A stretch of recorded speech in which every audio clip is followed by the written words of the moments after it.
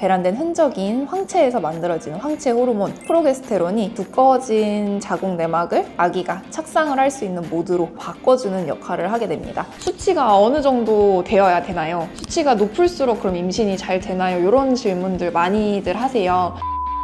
나노그램 퍼 밀리리터에서 은 되어야 잠시의 오차로 임신이 바로 안 되고 이런 거는 절대 아니기 때문에 너무 걱정하실 필요는 없다.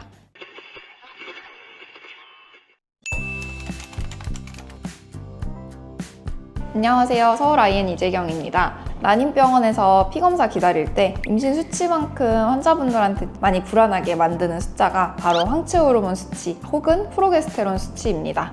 수치가 너무 낮은데 임신 안 되는 거 아닌가요? 질정 잘 넣으라는 대로 넣고 있는데 수치가 왜 안 오를까요? 이렇게 이제 많이들 여쭤보시는데요. 이번 시간에는 황체 호르몬이 임신에 관련해서 어떤 역할을 하는지 그리고 수치가 어떤 의미를 갖는지 이런 거 관련해서 한번 다뤄보려고 합니다.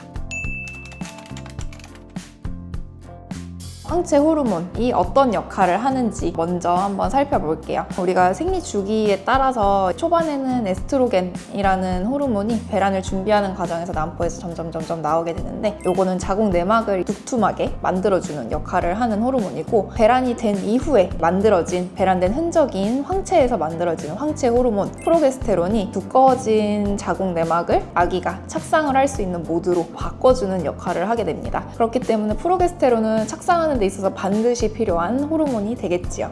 쉽게 비유하자면 배아라는 손님이 머물 방에 온수 매트 깔아가지고 따뜻하게 유지해주는 역할을 하는 것과 같습니다. 방이 너무 차갑다 하면은 배아가 머물기 싫은 환경이 되는 것처럼 황체 호르몬은 임신 초기에 자궁 내막에 배아가 착상하고 사용하게 될 영양분을 좀 수집을 해놓기도 하고 자궁 수축 같은 현상들이 일어나지 않도록 해주는 역할을 하기도 합니다. 그 다음으로 많이 여쭤보시는 게 수치가 어느 정도 되어야 되나요? 수치가 높을수록 그럼 임신이 잘 되나요? 이런 질문들 많이들 하세요. 여러 가지 연구에서 나온 결과로 봤을 때 수치가 그래도 8.8 나노그램 퍼 밀리리터에서 10.0은 되어야 그게 이제 최저의 하한치라고 생각하고 있어요. 여러 연구 결과들을 바탕으로. 사실 아주 높은 수치, 뭐 예를 들어 40 넘을 때는 임신율이 오히려 떨어질 수도 있다. 이런 보고들도 제공되고 있습니다. 그렇기 때문에 10에서 한 40 정도 있는 게 가장 임신하는 데 있어서는 유리하다라고 보시면 되겠어요. 그런데 또 한 가지 요새 나오는 개념 중에 하나가 자궁에서의 프로게스테론 수치와 실제 혈액 검사에서의 프로게스테론 수치가 완벽하게 이게 이거를 대변한다 라고 볼 수는 없다는 연구 결과들도 간혹 나오고 있어서 내 수치가 너무 낮다고 좌절하거나 너무 높다고 좌절을 미리부터 하실 필요는 없습니다. 그 관련해서는 뒤에서 조금 더 다뤄보는 걸로 할게요.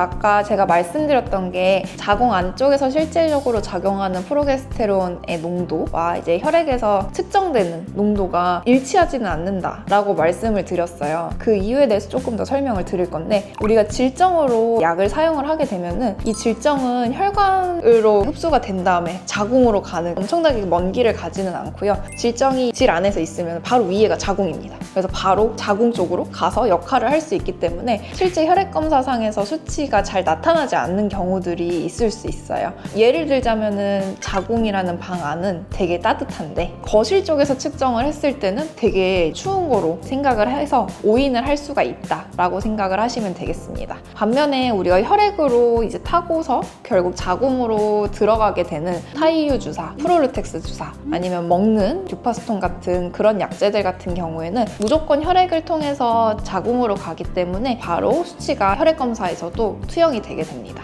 그렇기 때문에 수치가 낮다고 해가지고 자궁 안에 호르몬이 부족하다, 무조건 부족할 거야 이렇게 생각하실 필요는 없겠다라는 정리를 한번 해보고 싶습니다.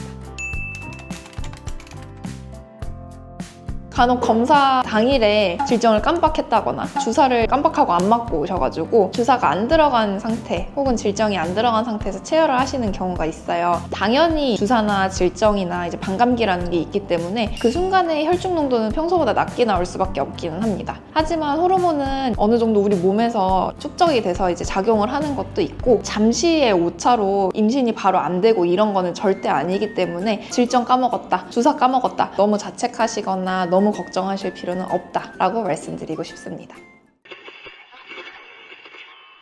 이번 시간에 황체 호르몬이 얼마나 중요한지, 임신하는데 얼마나 도움을 주는 친구인지에 대해서 알아봤고, 그리고 황체 호르몬 피검사 수치가 생각보다 실제로 자궁에서 황체 호르몬이 잘 쓰이고 있는지 조금 관련이 완벽하진 않을 수 있다라는 점에 대해서 배웠고, 숫자라는 결과를 넘어서 우리 몸은 이미 배아를 맞이할 준비를 열심히 병원 다니면서 저희가 하고 있잖아요. 그렇기 때문에 그걸 조금 더 믿어주시고 따라오셨으면 좋겠습니다. 다음 시간에는 이런 중요한 호르몬을 언제까지 어떻게 주사, 질정, 먹는 약 이런 것들이 다양하게 있는데 각각이 어떤 장단점이 있는지, 그리고 보충을 어떻게 하는 것이 좋을지에 대해서 한번 살펴보도록 하겠습니다. 다음 편에 뵙겠습니다. 감사합니다.